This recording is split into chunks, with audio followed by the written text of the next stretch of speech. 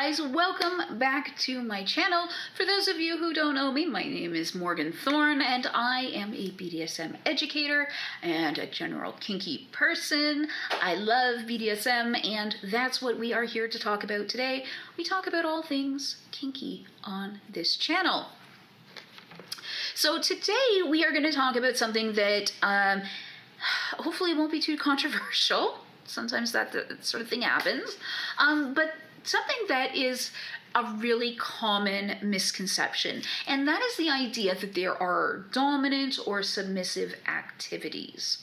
So, for instance, we see it all the time. I'm a dominant woman, so we see it all the time in the femdom, discussion groups and stuff like that about men who assume that if they want, they have any interest in anal sex or pegging, that they must be submissive.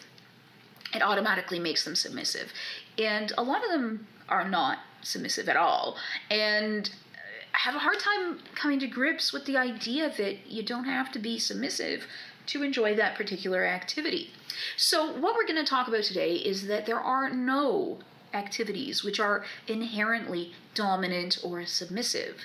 And there's always going to be people that will be like, yeah, but what about this? Or what about that? Or whatever. And pretty much anything that you can suggest is going to be something that, you could see both sides of, right? So the idea here is the separation of dominance and submission being authority-based. So the dominant having authority over the submissive giving that authority over to the dominant.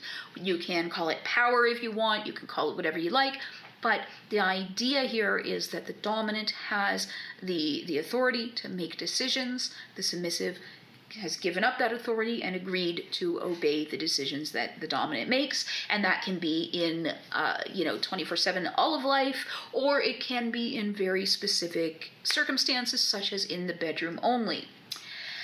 Now we have those ideas, and then we have the idea of a top and a bottom, and the top is simply the person who is doing the activity. The bottom is the person who is on the receiving end of the activity.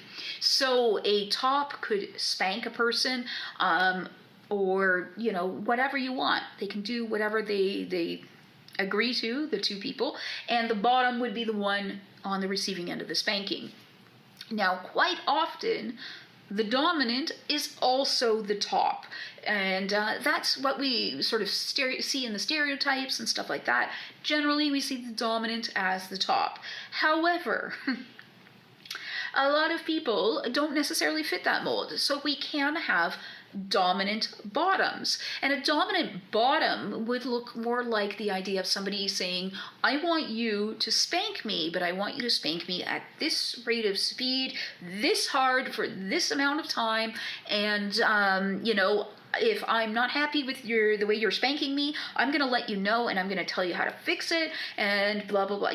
That's definitely being in charge there, but they're bottoming. So that's just sort of like a very simple example, but there are tons of examples out there of dominant bottoms as well as submissive tops, right? So in that same spanking scenario, the person that is giving the spanking in that case would be the submissive, because they are, spanking exactly the way the bottom wants. So you can see how, it can get a little confusing here. And these people aren't necessarily switches. If they choose to identify as a switch, by all means, I am not here to tell anybody how they're supposed to identify, but they aren't necessarily switches. They're just dominant bottoms or submissive tops or what have you. So usually a switch would be somebody that enjoys both topping and bottoming, or domination and submitting, so both sides of a coin. But it's up to you, however you choose to identify. A common, or maybe not super common, but a somewhat common example of dominant bottom, submissive top scenarios would be a princess daddy sort of scenario where the top is the bottom, and in this case a little perhaps, but that sort of really demanding princess type that has daddy wrapped around her little finger, and daddy does everything that she wants, you know. And I apologize for giving such a gendered example. I don't usually do that, but it's just the best one I can think of off the top of my head. So as I was trying to say in the beginning, and then I got off on a little bit of a tangent, it happens, nothing is dominant or submissive except for consensual authority exchange, right? So that is the only dominant, submissive kind of thing out there. A lot of time, stuff that is sort of coded as womanly tends to be considered submissive. And this is really fucking problematic for like a lot of reasons. And I'm not gonna get into this because this is not gonna be a 3-hour video, you know, but let's go back to that pegging example, right? Pegging is seen as submissive because, and it's stigmatized twice over, because first of all, it is seen as being the receptive partner in sex, is seen as being womanly, which is of course being seen as submissive, and then we can also throw a bit of homophobia in there because why not? It's also perceived as gay for some reason. Like, you would not believe how many men out there are like, if I ask a woman to put a strap-on dildo on and have anal sex with me, am I gay? And it's like, but you're doing it with a woman. Are you attracted to men? No, not gay. You know, like, it's one of those kind of things. I mean, like, I do believe that you can have sex with the opposite gender and be gay, or the same gender and not be gay. It depends on who you're attracted to. But, you know, if you're not attracted to men and you're a man, you're not gay. We can see how these kind of things are sort of coded, where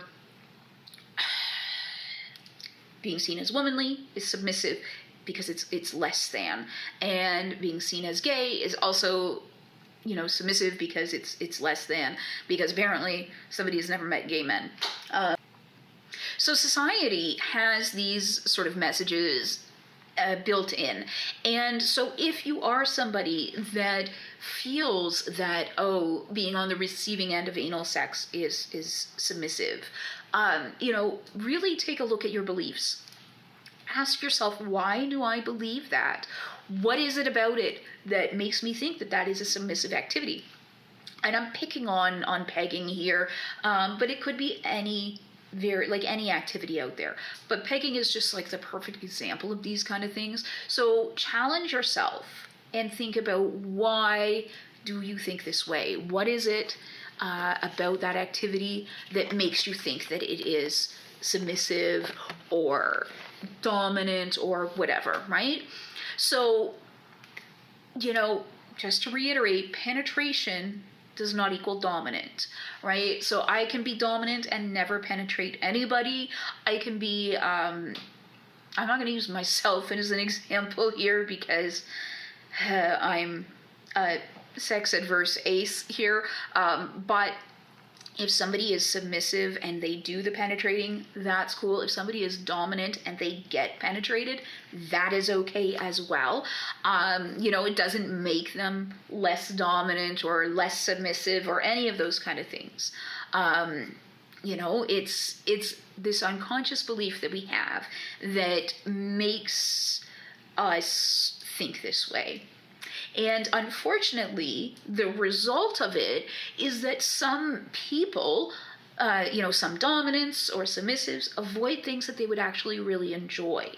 So I happen to know, we're going to go with the pegging example, but I happen to know a lot of dominant men that would enjoy being on the receiving end of anal play or pegging or that kind of stuff.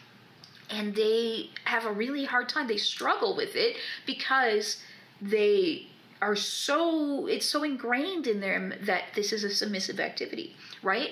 And just like there are submissives that would enjoy some forms of topping, and we see this with like in a lot of femdom circles, with dominant women and submissive men, where the submissive men think that they can't have sex with their dominant partner because that would make her less of a dominant, and so everybody gets denied there if they so choose, if they want sex, because of some silly construct that isn't even real. So, it really kind of sucks because, maybe some dominant men out there would enjoy getting pegged, or, I've sounded a dominant man. We did a scene. It was actually, he was bottoming for a workshop for me, and there was no power exchange going on because we're both dominant, and, he just was somebody that had the right genitals for sounding that I needed for that workshop, and it was great. He did a good job of receiving the sounds. And for those of you who don't know, a sound is a metal rod that goes into the urethra. So it is like super penetration. It's fun. Only do it if you know how to. There's a lot of prep work that needs to go in to sounding. But anyways, yeah, we see a lot of dominant men who want these things, or dominant women who aren't getting sex when they want it because it's viewed as submissive. So and of course on the flip side, the submissives that are not getting what they want either, and the switches and everybody, or people that feel they need to switch because they want to receive this particular activity, but they also want to be dominant and things like that. So it gets into people's heads, and we really need to ingrain it in ourselves that activities are neutral. Okay? They are not dominant or submissive. They are absolutely neutral. So a perfect example is that a sub, kneels in front of their dominant to show reverence or what have you. Is there any situation where kneeling would not be considered submissive? Like, I'll give you guys a minute. Think about that. Is there any scenario you can think of where kneeling in front of another person is not submissive? Well, of course, I'm going to give you an example where it's not. So often, when I was able to do such things, I would kneel in front of my submissive partner because I wanted to tie their legs together or do things like that. I would want to put on an ankle cuff so that I could strap them to something. So, there's lots of reasons that a dominant might kneel in front of their submissive. It's all about context and intent, okay? So, we really have to, again, remember that our intentions behind something is what gives it the dominance or the submission or what have you. So, if the dominant is in charge, then they're in charge. And anything they do at that point is dominant, right? So if we want to play it that way. So if the dominant likes feet, for instance, which is, again, a kink that is often associated with submission, well, grab those feet of your submissive with their consent, of course, but grab their feet and lick them or sniff them or do whatever it is that you like to do with feet that we're not going to talk about on this channel because I don't want to get in trouble for, dirty things. Fun things. Whatevs. So you can order your sub to point their toes or curl their toes or do whatever you want with, whatever it is that you like about feet. You can change the context of a situation with things like bondage. So you can tie up the bottom and then, do whatever you want. Of course, consent, negotiation, all of that. Bring their feet up to you. Don't go down to get those feet. Just, again, as an example, because it's an activity that is often coded as being submissive. For instance, another one, water sports, right? You like water sports, they can be fun, but getting peed on is usually seen as a pretty degrading, submissive kind of thing. You don't have to do it in a way that is read as bottoming, yes, but as submissive. You can like grab the sub and put them wherever you want and then order them to pee. You can tickle them until they pee. You can do all kinds of stuff, whatever you like as far as that goes. You can make getting peed on a dominant thing if you are a dominant who wants to get peed on. Pegging, right? We used that example in the beginning. Well, you could use a receptive partner on top positions if you need to do that, just to get it through your head that this is not a submissive thing. You could, allow the other person to have a vibrator or whatever as like a reward for doing a good job of pegging you or what have you. You can order them like harder, faster, whatever. You're in charge. You get to do that sort of stuff.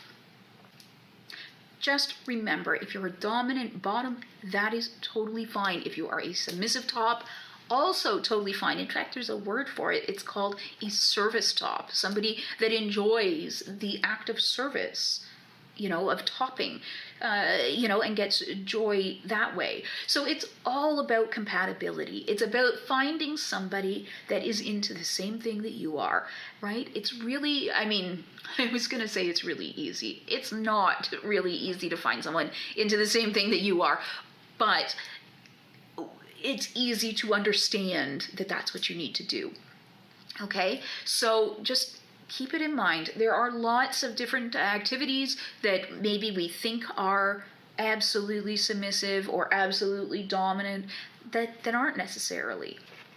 So guys, do you have any activities that you've been dying to do but you felt you couldn't do because it's a dominant activity or a submissive activity or whatever? And was this enough to kind of help you understand the difference between those two things? Do you not agree with me? That's totally fine. You don't always have to agree with me. I'm okay with that.